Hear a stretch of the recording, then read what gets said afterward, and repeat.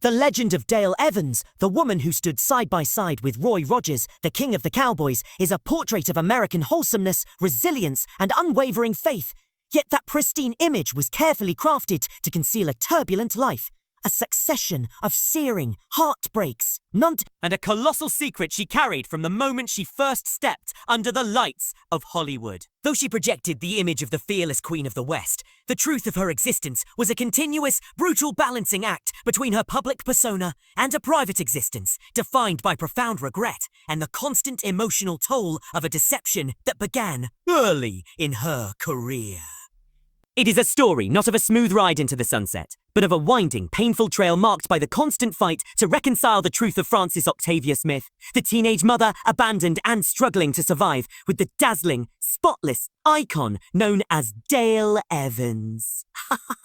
An identity forced upon her by an industry that demanded perfection and the erasure of any past indiscretion. Before she ever donned a rhinestone-studded cowgirl outfit, before her voice graced the biggest radio shows of the era, Frances was battling to feed her son, Tommy, say, a child born when she was barely 15, and who represented an unforgivable flaw in the eyes of the burgeoning movie studios seeking pristine, marketable stars. Her early, brief marriages and the constant financial precarity of the late 1920s and early 1930s forged a woman of immense strength. But the price of that strength was paid in silence and shame, leading to the pivotal, devastating moment when studio executives at 20th Century Fox demanded she publicly declare her son to be her younger brother. This lie, a monstrous fabrication designed to secure her career momentum, was the anchor of lifelong regret that would haunt Dale Evans, forcing her to live a daily, agonizing contradiction,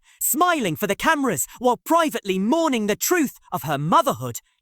A burden that festered and chipped away at her soul long after the cameras stopped rolling and the contracts were fulfilled. Her career was a dizzying ascent, fueled by a sultry singing voice that quickly transitioned her from the big band circuit into film, eventually leading to the fateful casting alongside Roy Rogers in 1944's The Cowboy and the Senorita, where the on-screen chemistry was too potent to be contained by the script. At the time of their burgeoning connection, both were married, but destiny, in its cruelest form, soon intervened when Roy tragically and unexpectedly lost his second wife, Arlene, leaving the famous cowboy a grieving widower with 3 young children and an unimaginable loneliness. Dale, having navigated her own sea of lost loves and devastating personal secrets, found herself drawn to his raw, exposed vulnerability, and their friendship deepened into a love that promised a stable, lasting sanctuary from the instability both had endured, culminating in simple AOR's heartfelt proposal on Trigger's back just before a rodeo in 1947, a union that was to become one of the most celebrated and long-lasting partnerships in Hollywood history. Their marriage not only brought together the King and Queen of the West, but also merged 2 families scarred by loss and secrecy, finally allowing Dale the blessed freedom to publicly claim Tommy as her son without the fear of industry reprisal. So, a moment of authenticity that offered temporary relief from years of emotional repression. Yet, the sanctuary they built would soon be shattered by a tragedy that dwarfed all previous pain. The birth of their only biological child together, Robin Elizabeth, in 1950, who was born with Down syndrome and severe complications. At a time when society and medical science offered little understanding and often harsh judgment for developmental disabilities, Dale and Roy chose to embrace their daughter with revolutionary, public love, only to face the ultimate crushing blow when Robin died just 2 years later. This specific, visceral grief sent Dale into a dark night of the soul, a crisis of faith that she eventually channeled not into despair, but into a transformative literary act, penning the book Angel Unaware, a spiritual testament that openly shared her loss and became an unprecedented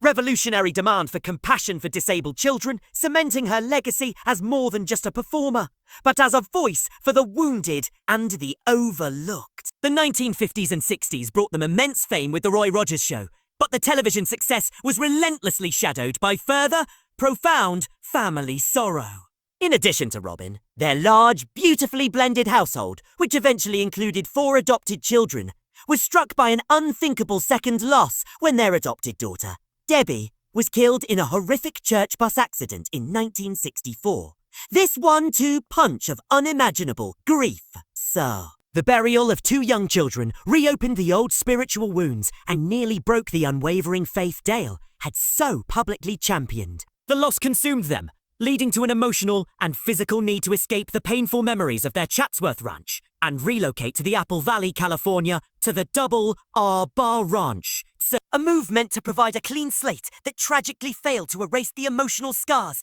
etched into Dale's soul. As the years progressed, the woman who had always presented a picture of cheerful, unshakable optimism began to show a sharper, more truthful edge in her public statements, using her pain as a tool to comfort others, all while she quietly wrestled with her own profound suffering and the growing weight of the secrets she still held close to her heart. It was in the final decades, after the death of her beloved Roy in 1998, that the dam of emotional reserve finally broke, and Dale Evans, facing her own end, found the courage to offer up the final, excruciatingly honest confessions that fundamentally redefined the fairy tale marriage in the public consciousness. She spoke with a raw candor that shocked a world that believed they knew everything about the iconic duo, detailing the stretches of profound loneliness and emotional strain she endured during Roy's frequent tours and filming absences. And she spoke directly of the challenges of his strict dare, sometimes uncompromising, disciplinary style with the children, painting a portrait of a private man far more complex and demanding than the gentle, singing cowboy of the screen. Most painfully, she revisited the decades-long lie about her son, Tommy, admitting that the emotional burden of the deception, the years spent hiding her motherhood, was a wound that never truly healed, gnawing at her sense of authentic self, until her final days.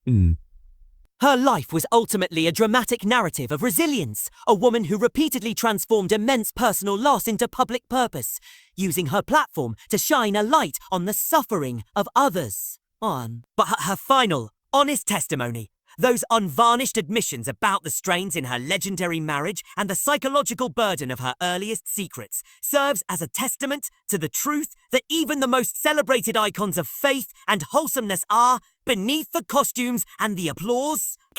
deeply human beings struggling with the same flaws, loneliness and regrets as anyone else. Dale Evans' death in 2001 closed the final chapter on an enduring partnership. But her legacy is now less about the flawless queen of the West, and more about the brave woman who, through her own pain, dared to reveal the difficult, complicated truth of a life well lived, but profoundly scarred.